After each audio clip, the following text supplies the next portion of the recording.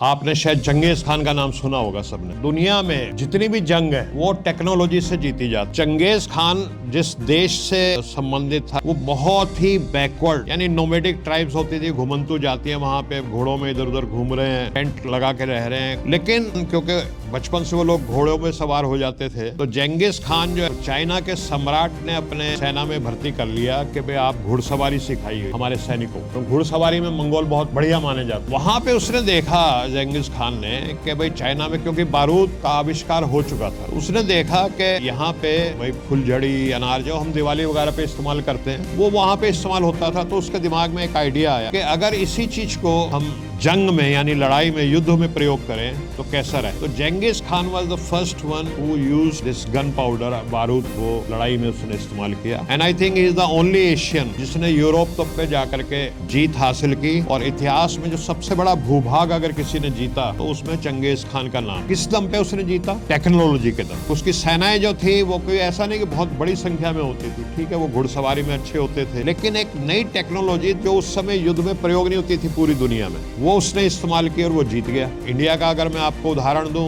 तो इब्राहिम लोदी जो था यहाँ पे बादशाह था, और बाबर आया तो कहते हैं 5 से 10 हजार के बीच की उसकी फौज थी, और इब्राहिम लोदी तो है 1.5-2 लाख की फौज लेके वहां पहुंचा पानीपत में। और जब वो सुबह सुबह हाथी के ऊपर चढ़ करके उसने देखा बाबर की फौज को तो वो हंसा कि ये 5-10 हजार आदमी मेरे से मुकाबला करने आ गए। तो उसने अपने एम्प्लॉइज को कहा कि भाई ऐसा है, लंच की तैयारी करो, इनको तो हम आधे घंटे में रोन देंगे क्योंकि हमारे पास हाथी हैं, घोड़े हैं और पता नहीं क्या क्या है। और जब जंग शुरू हुई तो बाबर एक नई टेक्नोलॉजी इंडिया में लेके आया था। उस समय 2 तोप लेकर के आया था। वो तोप इस्तेमाल नहीं होती थी इंडिया में युद्ध में, और जैसे उसने दनादन वहां से 2 तोप चलानी शुरू की तो जो हाथी घोड़े थे तो उल्टे ही दौड़ लिए। और आधे घंटे में इतिहासकार बताते हैं कि बाबर जो था वो पानीपत से लेकर जौनपुर तक का जो इलाका है उसका बादशाह बन गया आधे घंटे में टेक्नोलॉजी का। आपने सेकेंड वर्ल्ड वॉर देखा, जापान 2500 साल के इतिहास में कभी हारा ही नहीं, हमेशा जीतता था। चाइना पे कब्जा, कोरिया पे कब्जा, इधर कब्जा उधर कब्जा, लेकिन अमेरिका ने एक एटम बम, एक नई टेक्नोलॉजी लेके आया, वो गिरा और जापान को सरेंडर करना। तो